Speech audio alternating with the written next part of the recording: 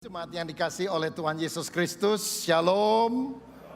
Kiranya berkat Tuhan melimpah dalam hidup kita senantiasa.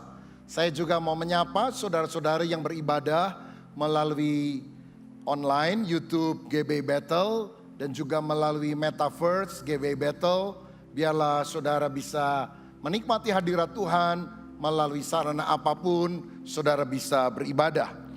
Hari ini saya akan menyampaikan firman dengan judul Keluarga yang diurapi Roh Kudus. Mari kita baca Lukas pasal pertama ayat 5 sampai ayat 15. Saya mengajak kita membaca bersaut-sautan. Saya baca ayat yang ganjil, Bapak Ibu Saudara membaca ayat yang genap. Lalu ayat terakhir ayat 15 kita akan baca bersama-sama sehingga seluruh perikop ini kita akan pahami. Lukas pasal pertama mulai ayat yang kelima.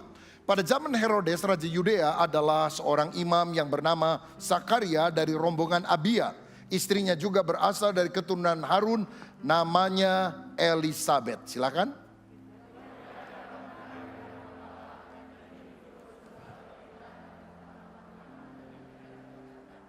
Tetapi mereka tidak mempunyai anak sebab Elisabet mandul dan keduanya telah lanjut umurnya.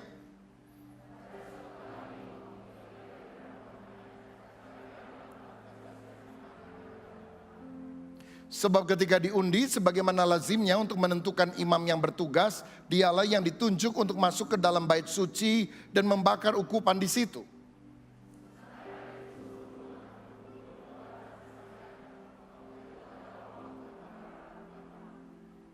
Maka tampaklah kepada Zakaria seorang malaikat Tuhan berdiri di sebelah kanan mezbah pembakaran ukupan.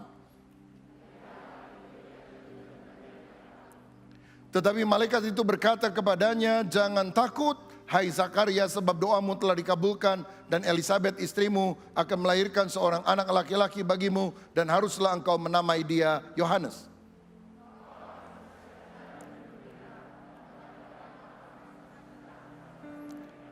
Bersama-sama, sebab ia akan besar di hadapan Tuhan dan ia tidak akan minum anggur atau minuman keras dan ia akan penuh dengan Roh Kudus mulai dari rahim ibunya."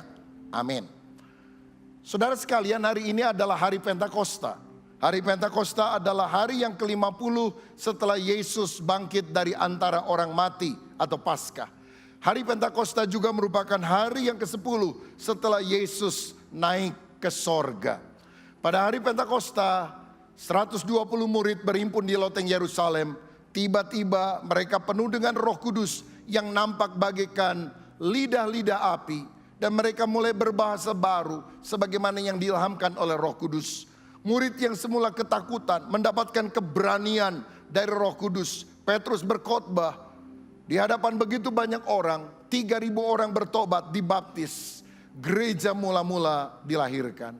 Jadi kalau boleh dibilang hari ini adalah hari ulang tahun gereja secara universal yang dimulai dari hari Pentakosta pada masa perjanjian baru. Saudara-saudara, kehadiran Roh Kudus pada hari Pentakosta seharusnya menyadarkan kita bahwa peranannya harus kita terima di dalam hidup pribadi dan juga di dalam keluarga kita. Yesus naik untuk menyiapkan sorga bagi kita. Tapi kemudian Roh Kudus turun untuk menyiapkan kita bagi sorga. Kalau Yesus naik, dia pasti telah menyediakan tempat terindah di sorga bagi kita yang percaya. Tapi sekarang kita yang masih di dunia sadar, Roh Kudus dikirim untuk menyiapkan kita supaya kita punya karakter yang berkenan kepada Allah sehingga kita layak disebut sebagai warga negara kerajaan sorga. Saya yakin kalau Roh Kudus bekerja, pertama-tama dampaknya dialami secara pribadi dan juga kepada orang-orang terdekat, yaitu kepada keluarga. Jangan kita bilang saya penuh Roh Kudus, saya jadi berkat di gereja bagi banyak orang, tapi di rumah bikin ribut terus, berantem terus suami, istri, orang tua dan anak. Hidup kita gak jadi teladan, saudara.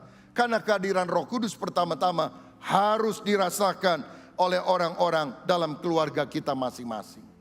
Salah satu contoh orang yang diurapi, dipenuhi Roh Kudus adalah keluarga Zakaria dan Elisabet. Alkitab berkata bahwa mereka adalah keturunan Imam Harun. suaminya keturunan Harun, istrinya keturunan Harun. Tetapi dalam kebiasaan pada waktu itu, yang melayani di bait Allah adalah pria. Sehingga Zakaria yang melayani di sana. Tapi istrinya juga sebagai keturunan Harun tentu mendukung pelayanan suaminya. Dan saya melihat keduanya adalah orang yang taat kepada pimpinan Roh Kudus. Karena di ayat 15 tadi dikatakan bahwa anak yang akan dikandung oleh Elisabeth itu adalah anak yang penuh dengan Roh Kudus sejak dari dalam kandungan. Dan tidak mungkin ada seorang penuh Roh Kudus dari dalam kandungan ibunya kalau ibunya tidak dipenuhkan dengan Roh Kudus. Mana bisa ibu yang penuh roh setan melahirkan atau mengandung anak yang penuh Roh Kudus.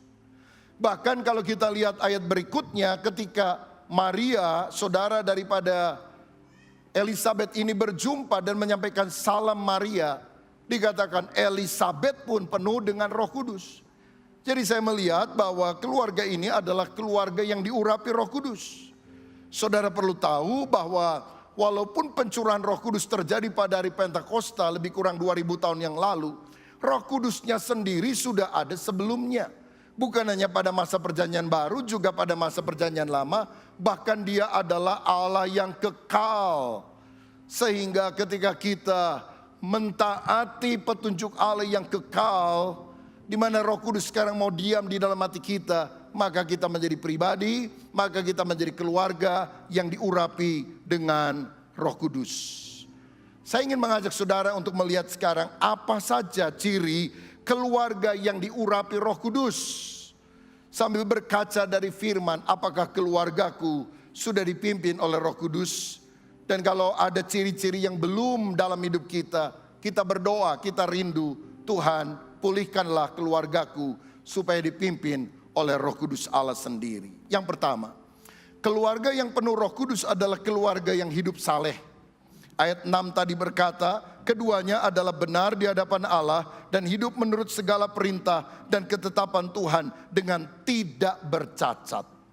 Mereka orang benar, mereka orang tidak bercacat. Tentu tidak berarti mereka tidak punya dosa. Karena Alkitab berkata semua manusia telah berbuat dosa dan kehilangan kemuliaan Allah. Hanya Yesus satu-satunya pribadi yang tidak berdosa karena dia dikandung oleh Roh Kudus yang Maha Suci. Tetapi mereka adalah orang yang takut akan Allah. Mereka adalah orang yang saleh. Saleh menurut Kamus Besar Bahasa Indonesia mengandung dua arti. Pertama, saleh artinya taat dan sungguh-sungguh menjalankan ibadah. Yang kedua, suci dan beriman. Di Indonesia ini banyak sekali orang beragama, tapi belum tentu dia memiliki kesalehan batin. Saudara, Tuhan mau kita jadi orang rohani, punya spiritualitas yang baik. Bukan hanya sekedar agamawi atau punya religiusitas. Di negara kita ada banyak orang yang mengenakan simbol-simbol agama, tapi belum tentu hidup takut akan Tuhan. Saya baca berita beberapa hari yang lalu, di televisi nasional kita setiap minggu ada 69 tayangan agama. Apa enggak kebanyakan saudara sekalian? Apakah dengan 69 itu enggak bisa diisi dengan yang lain? Kalau di Singapura mungkin enggak akan ada lah yang seperti itu. Nah, apakah orang langsung menjadi rohani ketika dia melihat tayangan-tayangan agama? Jawabannya bisa ya, bisa tidak. Tergantung daripada apakah kita mau mentaati dari batin kita yang terdalam. Sebab kalau ada orang yang datang ke gereja pakai baju putih, pakai celana putih, rambutnya putih, kumisnya putih, lalu kemudian kita tanya, "Shalom Pak, siapa namanya?" "Haleluya." "Oh Pak Haleluya rupanya." "Rumah di mana Pak?" "Puji Tuhan." "Oh ada jalan puji Tuhan barangkali." "Bapak sudah makan belum?" "Shalom." Kita pikir ini rohani banget, padahal belum tentu rohani, itu agamawi saudara. Saya ingat satu kali ada seorang yang ditangkap masuk ke tahanan karena dia suka mencuri ayam. Tapi dia rajin sembahyang. Sampai kepala tahanan bilang gini, "Anda itu rajin sembahyang tapi kok nyolong ayam. Anda itu nyolong ayam tapi kok rajin sembahyang." "Oh begini Pak, Sembahyang itu agama saya. Oh bagus. Kalau mencuri itu profesi saya, Pak. Lah ini tidak ada korelasi antara agama, kegiatan ibadah yang dilakukan dengan perilaku hidup sehari-hari. Zakaria dan Elisabet bukan orang agamawi, walaupun mereka adalah imam. Mereka adalah orang yang saleh, karena mereka punya spiritualitas yang luar biasa. Apa cirinya mereka punya spiritualitas? Saudara tahu, jangan kita berpikir orang kalau sudah rajin ke gereja, suka berdoa sama Tuhan, nggak akan punya masalah. Mereka punya masalah yang besar. Masalahnya adalah Elisabet itu mandul, tidak punya anak. Pada zaman itu mandul dianggap sebagai aib. Mandul dianggap dosa oleh sebagian orang pada zaman itu. Orang akan meremehkan mereka karena mereka tidak punya anak. Karena itu di dalam ayat 25 ketika Tuhan mengabulkan doa mereka, Elisabet berkata, inilah suatu perbuatan Tuhan bagiku, dan sekarang ia berkenan menghapuskan aibku di depan orang. Karena selama ini dia jadi cemoohan orang. Dalam arti begini, saudara boleh ke gereja, boleh jadi orang Kristen, tapi yang hidupmu tidak lepas dari masalah. Jangan berpikir kalau udah jadi orang Kristen jalan lancar, kalau dagang pasti untung, semuanya akan baik-baik. Belum tentu.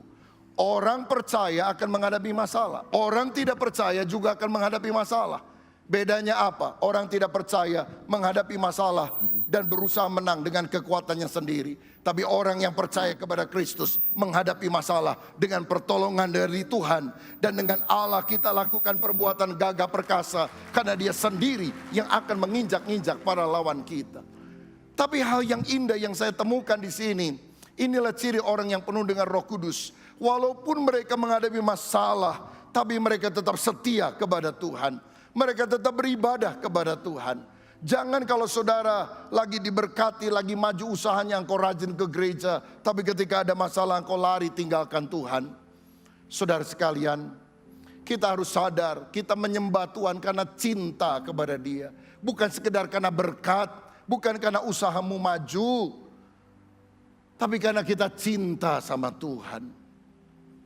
Ada seorang pendeta sehabis ibadah menyalami jemaat di pintu luar gereja. Shalom, sampai minggu depan, Tuhan memberkati, selamat hari Minggu. Tiba-tiba ada seorang pria wajahnya asing. Dia bilang, selamat datang Pak, Anda jemaat baru di tempat ini. Ah Pak Pendeta, masa lupa sama saya kan jemaat lama Pak. Aduh maaf, mungkin jemaat kita terlalu banyak jadi saya agak lupa wajah Bapak. Ngomong-ngomong minggu lalu kebaktian kah di sini? Oh tidak Pak Pendeta, bulan lalu kebetulan juga tidak Pak. Jadi kapan terakhir Anda ke gereja ini? Ya kira-kira 3 tahun yang lalu Pak. Lama bener 3 tahun, kemana aja. Dulu saya kesini waktu lagi miskin Pak. Saya berdoa, Bapak juga pernah doakan saya, mungkin Bapak lupa. Dan akhirnya saya maju dalam usaha. Toko kecil jadi tambah besar, apalagi weekend. Waduh, itu langganannya banyak banget. Oh jadi sejak itu Anda tidak ke gereja? Iya Pak. Karena repot Pak. Oh jadi Anda diberkati lupa sama sumbernya. Kira-kira semacam itu Pak. Tiba-tiba pendeta bilang, tapi ini kan hari Minggu. Kenapa Bapak bisa ke gereja sekarang? Oh sudah bangkrut Pak. Karena itu saya ke gereja lagi katanya. Ini bukan ciri orang yang rohani saudara-saudara. Tuhan mau kita menjadi orang yang setia dalam segala hal. Dan ciri yang lain yang saya temukan dari orang yang saleh seperti Elisabet adalah pada saat dia hamil, Elisabet bersyukur dan menyadari itu adalah perbuatan Allah. Dia tidak sombong dan meremehkan orang lain. Berbeda dengan Hagar ketika dia mendapatkan kehamilan yang kemudian punya anak Ismail. Dia memandang rendah istri tuannya yaitu Sarah. Dan Tuhan tidak berkenan dengan sifat itu. Artinya saudara miskin jangan minder karena engkau berharga di mata Tuhan. Engkau kaya, engkau diberkati Tuhan. Engkau naik jabatan, engkau dipromosikan Tuhan. Tetap rendah hati. Karena itu hanyalah anugerah daripada Tuhan kepada kita. Yang luar biasa adalah Elisabet ini bahkan mengakui keunggulan Maria, familinya yang lebih muda daripada dia. Karena ayat berikutnya berkata, Maria, ibu Yesus sebelum dia melahirkan, datang ke rumah Elisabet. Dan kemudian Maria mendengar Elizabeth bilang begini, siapa aku ini sampai ibu Tuhanku datang mengunjungi aku. Ini luar biasa loh saudara. Biasanya persaingan itu ada di antara adik kakak, ada di antara family-family. Emang aku kalah sama dia? Gua lebih kaya dari dia, gua lebih hebat dari dia. Dulu tuh ya, bapaknya kalau bukan aku yang bantu, mati mereka semuanya. Nih aku lebih hebat. Kita kadang-kadang suka bersaing itu bukan sama orang jauh, sama orang Afrika, sama orang Amerika. Nggak ada urusan, sama family dekat saudara. Tapi lihat, Elizabeth lebih tua. Elizabeth adalah keluarga imam. Maria adalah keluarga rakyat jelata. Bahkan suaminya hanyalah tukang kayu yang sederhana. Tetapi ketika Maria datang, dia bilang, siapa aku ini sampai ibu Tuhanku datang mengunjungi aku. Karena ayat firman Tuhan berkata, ketika Maria masuk ke rumah itu dan menyampaikan salam Maria, Shalom Aleihim. Alkitab bilang Elizabeth penuh dengan Roh Kudus. Bahkan bayi yang ada di dalam kandungan Elizabeth melonjak kegirangan. Karena apa? Dia tahu bahwa yang datang adalah ibu Yesus, Sang Juru Selamat. Saya berdoa supaya kata-kata kita juga seperti kata-kata Bunda Maria. Ketika kita mengucapkan perkataan, orang penuh dengan Roh Kudus, orang penuh dengan sukacita. Banyak kali kita ngomong, orang penuh roh setan, saudara sekalian. Karena kata-kata kita penuh makian, umpatan dan sebagainya. Saya yakin orang yang penuh Roh Kudus, kata-katanya jadi berkat bagi orang lain. Janganlah orang Kristen kalau maki orang ngomong setan lu, babi lu, kecoa, tikus dan sebagainya. Harus dibuang kata-kata semacam itu. Ganti dengan kata-kata berkat supaya orang yang mendengarnya memperoleh kasih karunia. Orang yang hidup saleh adalah orang yang berbahagia dalam hidup ini. Ciri yang kedua dari orang yang penuh dengan Roh Kudus, orang yang diurapi oleh Roh Allah adalah bukan hanya keluarga yang hidup saleh, tapi keluarga yang melayani Tuhan. Ayat 8 dan 9, pada satu kali waktu tiba giliran rombongannya, Zakaria melakukan tugas keimaman di hadapan Tuhan, sebab ketika diundi sebagaimana lazimnya untuk menentukan imam yang bertugas, dialah yang ditunjuk untuk masuk ke dalam bait suci dan membakar ukupan di situ. Saudara-saudara, Zakaria adalah imam melayani, istrinya mendukung pelayanan suaminya. Sebab pelayanan seorang suami tidak akan berkembang kalau tidak ada pasangan yang mendukungnya. Alkitab juga bicara tentang Aquila dan Priscilla, teman perjalanan Paulus, sama-sama pembuat tenda, tent maker. Tapi di kemudian waktu Alkitab menulis Priscilla dan Aquila. Kenapa nama istri wanita disebut dulu? Pada zaman itu wanita kurang dihargai dibandingkan dengan pria. Karena rupanya istrinya lebih ngerti firman, lebih bisa mengajar, lebih jadi berkat bagi jemaat. Tetapi saudara-saudara, suaminya tidak perlu rendah diri, istrinya juga nggak perlu sombong. Karena suami tidak ditopang oleh istri, nggak akan berkembang maksimal. Istri tidak ditopang oleh suami, tidak akan berkembang maksimal. Setiap kita harus mengerti apa karunia yang Tuhan berikan kepada istri, kepada suami kita. Dan kita mendukung maksimal sesuai dengan apa yang Tuhan mau. Tugas dari Zakaria adalah menjadi imam yang berombongan untuk melayani di bait Allah. Biasanya mereka dibagi tim, dibagi shift. Kecuali biasanya pada 3 hari raya besar ini, Paskah, Pentakosta seperti hari ini, dan juga Pondok Daun, the Feast of Tabernacle. Seluruh imam keluar untuk melayani di bait Allah karena yang datang ke bait Allah sangat banyak sampai membludak. Tapi hari-hari biasa mereka dibagi rombongan-rombongan. Saya melihat sangat baik untuk kita bisa melayani Tuhan. Tapi melayani itu harus dalam rombongannya, harus dalam timnya, harus dalam shiftnya. Jangan kita mau menonjol sendiri dalam pelayanan. Kita harus punya teamwork. Jangan bilang pokoknya saya mau pelayanan karena saya yang paling hebat, karunia-Nya luar biasa. Enggak dipakai Tuhan yang model gitu. Teamwork itu sangat penting. Kelebihan saya menutupi kekurangan saudara, tapi kelebihan saudara menutupi kelemahan saya. Kalau engkau ingin punya anak yang melayani, Jangan hanya dorong dia menjadi pemimpin pujian, menjadi singer, menjadi pemain musik atau menjadi apapun. Tapi dorong dia terlebih dahulu masuk dalam satu komunitas, di mana dia bisa ngeblend bersama-sama dengan yang lain. Sama orang kaya, sama orang miskin, sama orang berpendidikan, sama orang yang kurang terpelajar. Supaya akhirnya dalam satu tim kita bisa melayani bersama-sama. Zakaria pada waktu itu mendapatkan giliran membakar ukupan, kemenyan di dalam ruang suci. Saudara tahu ada banyak imam bertugas di pelataran, tetapi dia kali itu mendapatkan kesempatan yang berharga. Bisa masuk ke ruangan suci, membakar kemenyan di mesbah ukupan, mesbah dupa. Sebagai tanda ada hadirat Allah selalu yang harus dinaikkan. Karena doa-doa kita kepada Tuhan menyebabkan hadirat Allah turun dalam hidup kita. Dan yang dahsyatnya pada saat dia melayani pelayanan dengan tulus, dia berjumpa dengan malaikat Tuhan.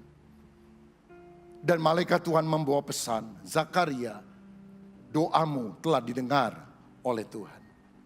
Saya mau bilang, saudaraku, setialah melayani sesuai dengan talenta dan panggilan apapun yang Tuhan percayakan kepada saudara.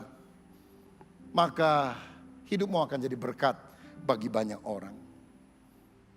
Kalau saudara punya jabatan, punya posisi, punya pengaruh, gunakan jabatanmu, posisimu, pengaruhmu untuk membawa banyak orang datang kepada Tuhan Yesus.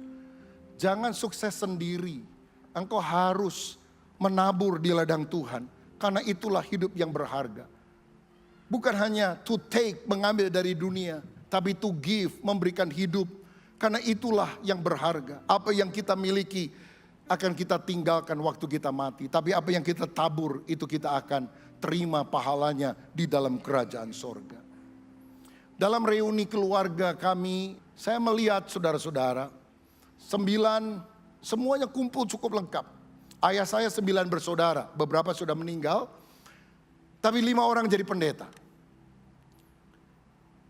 Dan di generasi berikutnya, saya jadi pendeta, ada yang menjadi pendeta. Berapa bulan lalu khotbah di sini pendeta Gideon Rusli, itu sepupu saya dari Salatiga.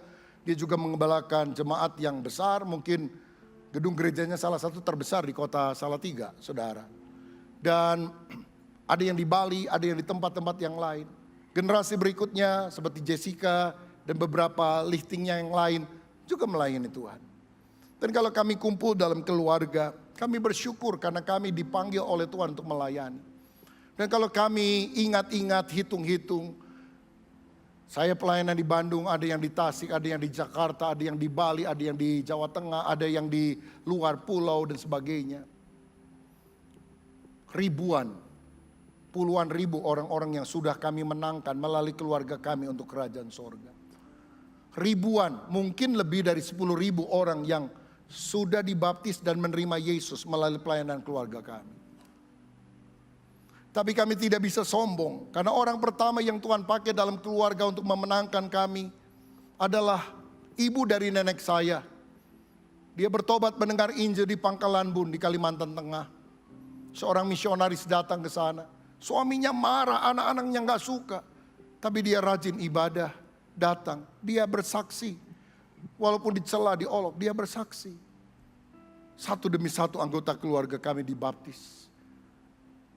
Termasuk opa yang sudah lanjut usia, papahnya opa. Pernah dalam satu baptisan 14 orang keluarga kami, semuanya dibaptis menerima Yesus. Dan sekarang puluhan jadi hamba Tuhan, ribuan, mungkin lebih dari 10.000 yang menerima Yesus dibaptis. Dimenangkan oleh seorang nenek tua sederhana yang buta huruf. Saya mau bilang itu hidup yang paling berharga. Hidup yang simple. Tidak kaya raya, orang sederhana. Tapi keluarganya dimenangkan bagi Tuhan. Keluarganya dipanggil untuk melayani. Apa yang kita bisa banggakan? Oh, saya orang paling kaya, paling hebat. Nothing, semuanya. Nggak ada artinya. Tapi Tuhan, aku persembahkan keluargaku. Aku persembahkan jiwa-jiwa kepadamu. Terima kasih banyak orang mengenal Engkau melalui keluarga kami. Itulah orang yang penuh dengan Roh Kudus. Saudara, maukah saudara melayani Tuhan dalam keluargamu? Saya tahu tidak setiap orang harus jadi pendeta, tapi semua orang harus jadi pelita, jadi berkat. Kalau memang Tuhan tidak panggil saudara jadi pendeta, jangan dipaksakan. Tapi kalau memang ada yang dipanggil untuk menjadi hamba Tuhan, berikan hidupnya untuk Tuhan. Saya dulu gak mau jadi pendeta. Saya sudah diterima di sekolah yang bagus yang saya inginkan. Tapi Tuhan memanggil saya. Saya ambil kertas koran yang memuat nama saya. Saya berlutut dan berkata, Tuhan, aku sudah diterima. Tapi kalau Engkau ingin panggil saya jadi hamba Tuhan, ini aku, utuslah aku. Hidup yang melayani adalah hidup yang penuh dengan sukacita. Tantangannya banyak dan besar. Tapi hidup itu bernilai, berarti. Bukan karena uang yang kita dapatkan. Ada sukacita melihat keluarga dipulihkan. Ada sukacita melihat orang bertobat. Di mana pelayanan harus dimulai? Dalam keluarga kita. Dalam keluarga. Ibu-ibu, engkau tidak harus jadi pengkhotbah dulu baru engkau bisa dipakai Tuhan. Layani keluargamu dengan baik. Saya bersyukur punya istri yang memperhatikan saya. Makan pagi, siang atau malam dia yang siapkan, saudara. Kadang dia yang masak, kadang dia pesan, tapi dia selalu prepare, siapkan. Saya tinggal makan. Saya bersyukur untuk hal itu. Pembantu bisa cuci baju, setrika, tapi setelah ditumpuk di keranjang, istri saya selalu bilang kepada pembantu siapapun yang bekerja di rumah kami, saya yang masukkan semuanya ke lemari Bapak, nggak boleh kamu. Jadi itu dilakukannya 34 tahun pernikahan kami. Dia masukkan setiap hari.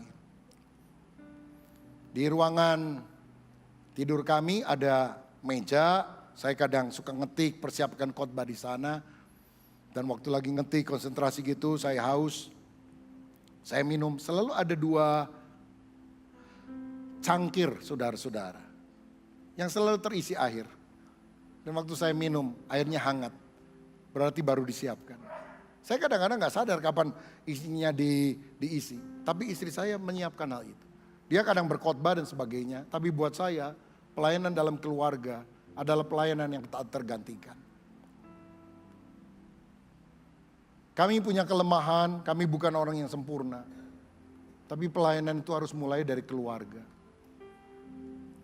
Malah saya pernah pikir gini, Tuhan, kami ingin dapat umur panjang. Karena keluarga opa saya itu 80 lebih, saudara. 83, 84 baru meninggal. Ada yang menjelang 90. Mama mertua kami 92 baru dipanggil pulang oleh Tuhan. Mestinya kami keluarga panjang umur. Jadi Tuhan, kalau boleh saya punya umur panjang untuk melayani lebih lama. Tapi saya pernah pikir gini, kalau dipanggil duluan mendingan saya duluan daripada istri saya.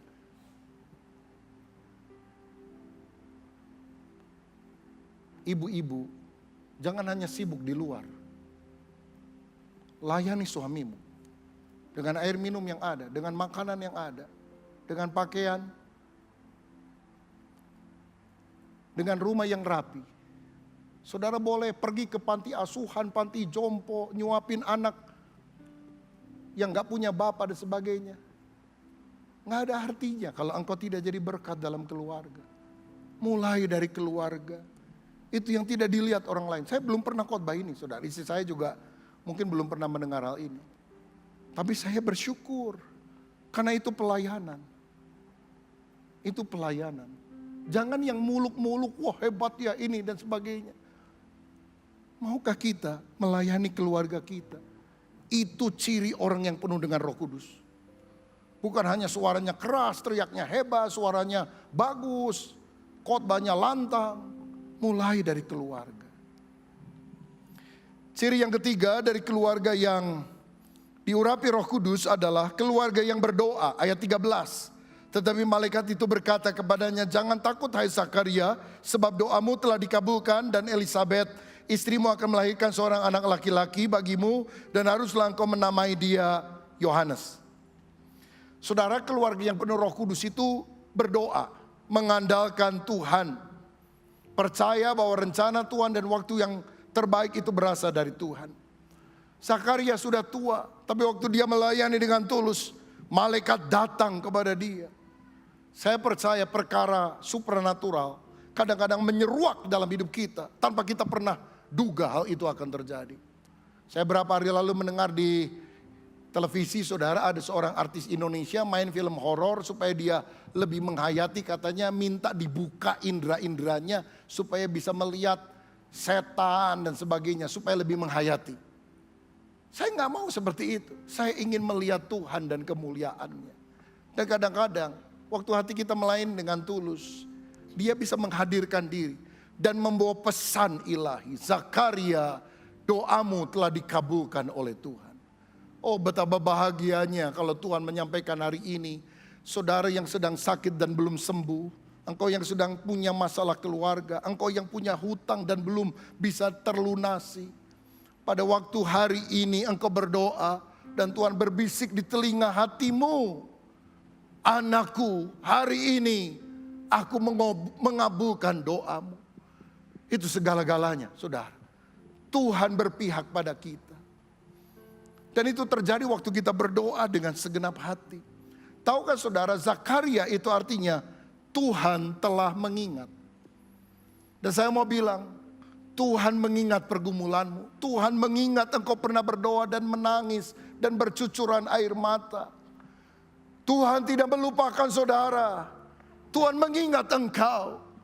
Hari ini waktu engkau beribadah dengan segenap hati, Tuhan melihat engkau yang datang kepadanya dengan hati yang hancur. Dia akan mengabulkan doamu, saudaraku. Zakaria, doamu telah dikabulkan oleh Tuhan. Mungkin saudara sudah berdoa lama, berbulan-bulan bahkan bertahun-tahun, tapi tetap tekun. Jangan padamkan imanmu, pengharapanmu. Doamu dikabulkan oleh Tuhan. Kerinduanmu akan menjadi kenyataan. Siapa yang rindu doa kita dikabulkan oleh Tuhan, berikan kemuliaan untuk Tuhan. Karena Dia Allah yang sangat baik. Dia Bapa yang selalu mendengar apa yang diucapkan anaknya. Tapi kalau kita minta harus percaya. Sebab Zakaria rupanya setelah doa, namun karena sudah cukup lama, udah tua, udah mati pucuk, istrinya udah tua juga seperti Abraham dan Sarah. Dia bilang, mana bisa, kita udah tua. Dan malaikat bilang, karena kamu gak percaya, kamu bisu 9 bulan. Kamu baru bisa ngomong ketika nanti anakmu lahir. Saya mau bilang, ketidakpercayaan mengundang hukuman Tuhan. Kepercayaan, iman mendatangkan mujizat daripada Tuhan. Mari kita beriman kepada Tuhan. Karena di dalam iman kita akan mengalami pertolongan yang luar biasa. Dan saya juga melihat bahwa keluarga ini keluarga yang taat. Karena ketika anaknya lahir, tetangga bilang, kasih nama Zakaria seperti nama bapaknya. Tapi Elizabeth bilang enggak, namanya adalah Yohanes. Tetangga bilang enggak ada keluargamu yang punya nama Yohanes, enggak cocok. Udah tanya sama bapaknya. Bapaknya mengambil batu tulis, dia tulis Yohanes. Dan ketika dia nulis taat seperti yang malaikat bilang, sejak saat itu dia mulai berbicara. Saya percaya ketaatan akan mendatangkan mujizat dan berkat di dalam kehidupan. Mari kita belajar taat. Orang boleh ngomong ini, usul ini dan sebagainya. Good idea, but not God's idea. Idenya Tuhan harus lebih bagus dari idenya manusia. Dan ketika dia bilang, aku taat idenya Tuhan, mujizat dia alami, dia berbicara lagi. Sama seperti Zakaria dikabulkan doanya oleh Tuhan, mari kita berdoa dan percaya bagi Allah tidak ada yang mustahil. Musa berdoa, laut Tebraur terbelah menjadi 2. Elia berdoa, api turun dari sorga. Daniel berdoa, mulut singa menjadi terkatup. Yesus berdoa, 5 roti 2 ikan mengenyangkan 5.000 orang. Lazarus yang mati dibangkitkan. Kalau hari ini dalam rumah Tuhan engkau berdoa dari dasar hatimu yang terdalam, Tuhan masih ada. Tuhan masih sanggup mendengarkan doa saudara. Berdoalah saudara. Doa menghubungkan kita yang terbatas dengan kuasa yang tanpa batas. Dan jadikan doa sebagai habit dalam hidup kita. Saya punya opa, papa dari ayah saya. seorang pendoa luar biasa. Apapun yang dia kerjakan, dia lakukan. Kalau jam berdentang di rumah kami, kadang pada masa tua dia ikut tinggal di rumah papa saya, jadi saya tahu kehidupannya. Teng, teng, teng, jam 6 pagi. Dia akan tinggalkan semua kegiatannya, dia berdoa kira-kira 15-20 menit.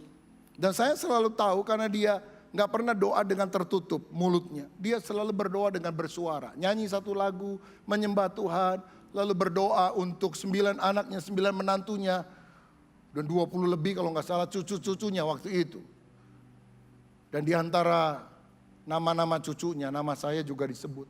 Saya lagi nakal-nakalnya, saudara sekalian. Saya lagi bandel-bandelnya. Tiap hari didoakan oleh opa saya. Jadi anak yang berguna, jadi hamba Tuhan. Nggak kuat saudara, tiap hari didoakan. Sampai jadi hamba Tuhan. Jam 6, jam 9, jam 12, jam 3 sore, jam 6 sore, jam 9 malam. Selalu dia punya ritual doa di hadapan Tuhan. Kalau ada orang sangat terpesona dengan hamba Tuhan, dengan karunia nubuatan, dengan hebat dipakai Tuhan. Saya biasa-biasa aja. Karena di rumah kami, saya punya pendoa syafaat yang hebat, saudara-saudara.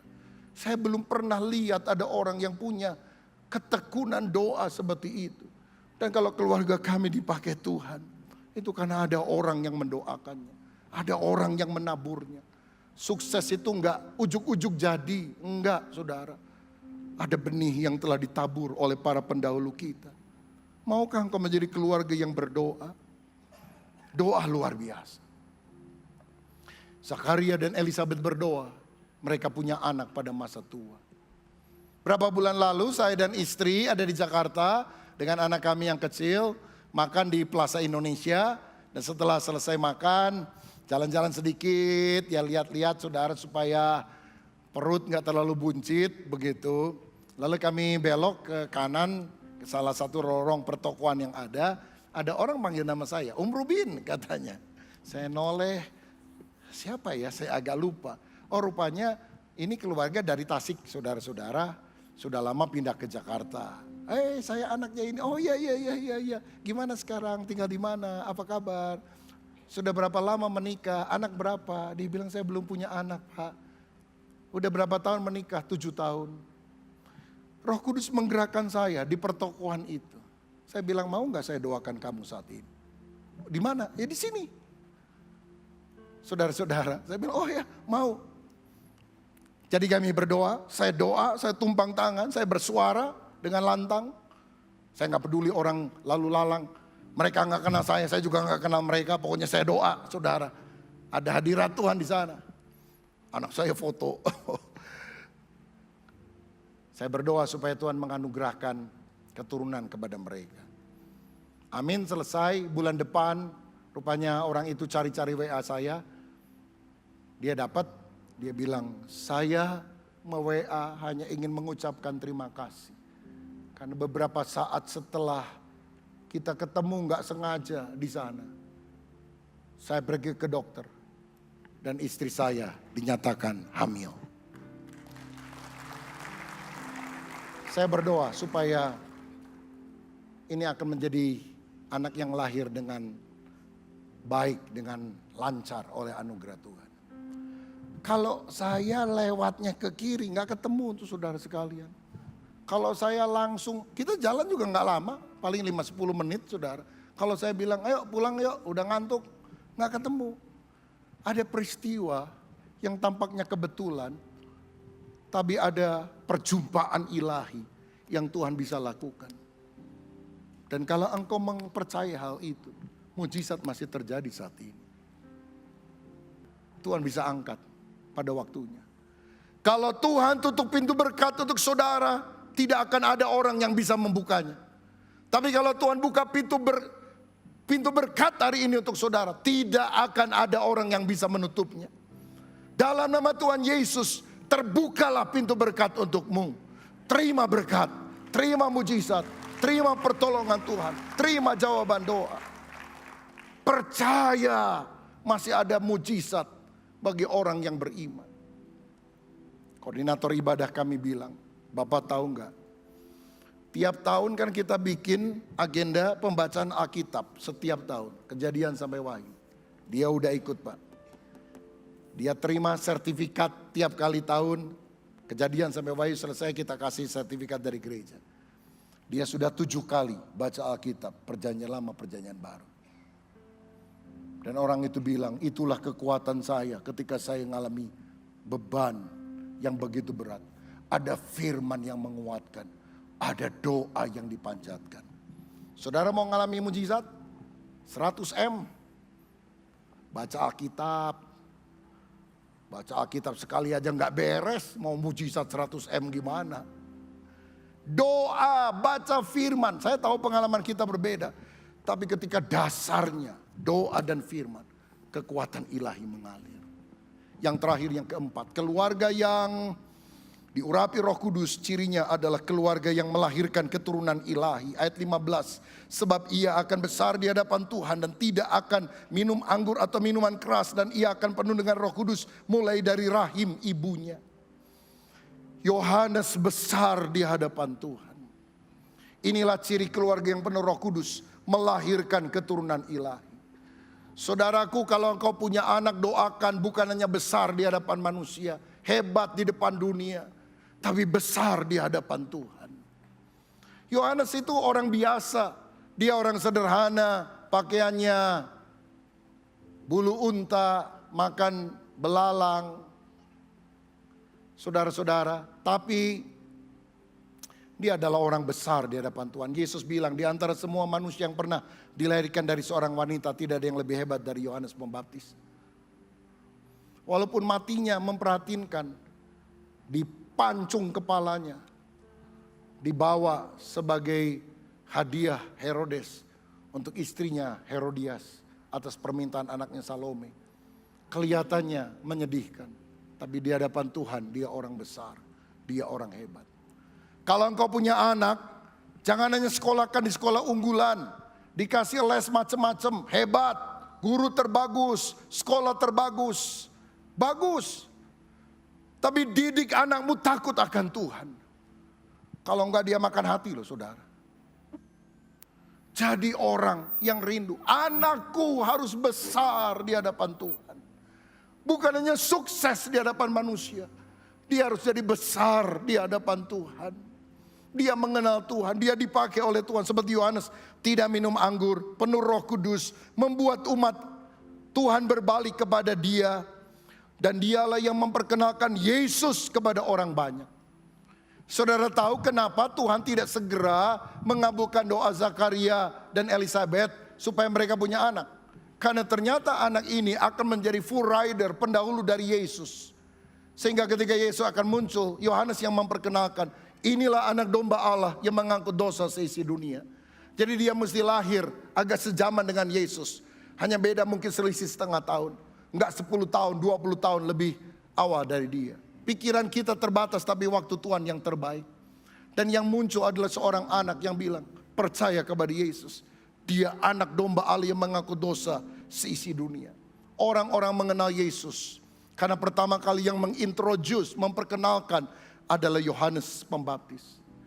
Saya berdoa kalau kita punya keturunan adalah orang-orang yang bisa membawa temannya, keluarganya, familinya, orang banyak datang kepada Yesus. Karena umur kita cuma 70-80 tahun, setelah itu mati. Tapi kalau kita mengenal Yesus, ada hidup kekal selama-lamanya di dalam kerajaan sorga. Sifat seorang anak dibentuk dari nilai-nilai dan keteladanan yang ditanamkan orang tuanya. Karena itu didiklah seorang anak muda menurut jalan yang patut baginya. Maka pada masa tuanya pun dia tidak akan menyimpang dari jalan itu. Kata Amsal 22 ayat yang ke-6. Bukan hanya punya anak yang sukses, tapi anak yang takut akan Tuhan. Itu yang harus menjadi doa saudara. Di Amerika pernah ada seorang pendeta, punya 5 anak, 5-5-nya jadi pendeta. Satu kali bapak pendeta dan 5 anak pendeta sedang ada dalam rumah yang sama. Kebetulan mereka lagi kumpul. Ada seorang tetangganya orang Kristen mampir. Weh, ada 6 pendeta di sini. Luar biasa. Lalu dia tanya, ngomong-ngomong, siapa pendeta yang paling hebat di rumah ini? Dan semua tangan menunjuk pada satu orang. Dan itu adalah ibu mereka, mama mereka. Dia adalah pendeta terhebat di rumah kami. Oh, mama kamu gak pernah saya dengar khotbah. Oh, dia tidak berkhotbah di mimbar. Tapi dia berkhotbah dengan makanan yang dia siapkan. Dia berkhotbah dengan pakaian yang bersih yang dia bersihkan untuk kami. Dia setrika untuk kami. Dia adalah mama yang selalu siap dengan nasihat dan kasihnya. Memang kami jadi 6 pendeta. Tapi mama kami adalah pendeta terbaik di rumah ini. Itulah pelayanan sejati. Itulah artinya dipimpin oleh Roh Kudus. Dampaknya luar biasa kepada generasi berikutnya. Saya pernah membaca keturunan seorang ateis bernama Mac Jukes menikah dengan Aida Take, orang yang tidak kenal Tuhan. Dan setelah ratusan tahun diteliti daftar keturunannya, 440 orang suka berpesta pora, 310 orang jadi gepeng, gelandangan dan pengemis, 190 orang jadi pelacur, 130 orang jadi narapidana, 100 orang jadi pecandu alkohol, 60 orang suka mencuri, 55 orang korban pelecehan seksual, 7 orang jadi pembunuh. Sejaman dengan dia, hidup seorang hamba Tuhan namanya Jonathan Edward. Dia menikah dengan seorang wanita saleh yang bernama Sarah Edward. Setelah ratusan tahun diteliti daftar keturunannya, 440 orang jadi pendeta, misionaris dan teolog, 310 orang jadi pengacara, 60 orang jadi dokter, 60 orang jadi penulis buku, 30 orang jadi hakim, 14 orang jadi rektor universitas, 3 orang jadi anggota Kongres Amerika, 1 orang jadi wakil presiden Amerika. Generasi semacam apakah yang saudara harapkan muncul dari pohon kehidupan keluarga kita? Hiduplah takut akan Tuhan. Kalau keluarga kita mau dikuasai Roh Kudus, kita akan punya keturunan seperti Jonathan Edward. Kalau kita mengikuti hawa nafsu duniawi, engkau boleh sukses, hebat dan sebagainya. Generasi berikutnya akan hancur, saudara. Ini legacy yang kita bisa berikan dalam keluarga kita. Hidup takut akan Tuhan. Saya mau tutup dengan ini. Kalau ada di antara saudara yang sudah punya anak, bahkan cucu, pada hari Pentakosta ini, hari pencurahan Roh Kudus, apakah ada di antara saudara yang mau berjanji begini kepada Tuhan? Tuhan, aku persembahkan salah satu dari anakku atau cucuku untuk menjadi hamba Tuhan. Aku tahu tidak semua orang terpanggil jadi pendeta, tapi kalau engkau mau panggil, aku rela Tuhan. Jadikan dia hambamu. Waktu saya masih kecil, saya tidak tahu hal ini. Orang tua saya cerita, anak bayi kadang harus dijemur supaya nggak kuning kulitnya katanya. Waktu dijemur ayah saya suka mengangkat saya yang masih kecil. Dia bilang, Tuhan aku persembahkan dia menjadi hambamu. Jadi hamba Tuhan. Saya nggak tahu saudara. Tapi ayah saya berdoa, ibu saya berdoa untuk hal itu. Istri saya 9 bersaudara. Ayahnya pengusaha.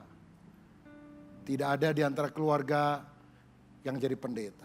Tapi satu kali Tuhan panggil istri saya untuk masuk sekolah Alkitab untuk jadi hamba Tuhan. Dia ngomong sama mamanya, aduh kamu mesti tanya sama papa.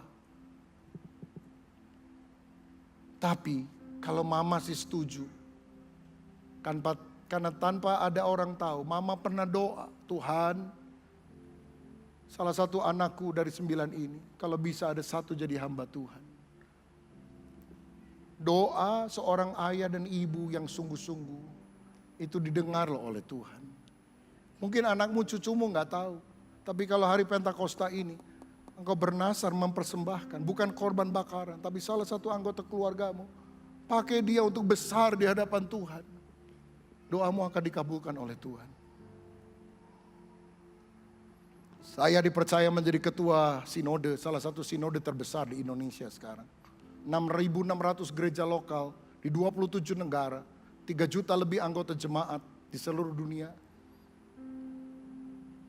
Ada di 5 benua, Asia, Amerika, Eropa, Australia, Afrika. Jangan tanya, kok hebat ya bisa begitu. Tanya siapa yang melahirkannya. Tanya kenapa saya bisa seperti ini. Karena kita gak lahir dari batu, saudara. Kita dilahirkan oleh orang tua. Dan ada sesuatu yang telah ditabur oleh orang tua. dan kita menerima anugerah Tuhan daripada itu. Maukah saudara membenahi diri? Jangan hanya cari kejar sukses. Aku rindu keluargaku, generasi yang berikutnya jadi saleh, hidup takut akan Tuhan, besar di hadapan Tuhan, melayani Tuhan untuk kemuliaan nama-Mu. Kalau hari ini engkau berjanji kepada Tuhan, saya percaya Tuhan mendengar. Tuhan, kalau engkau mau salah satu anakku jadi hamba-Mu, aku tidak akan menahannya. Dan aku tidak berikan yang paling bodoh, aku berikan yang terbaik.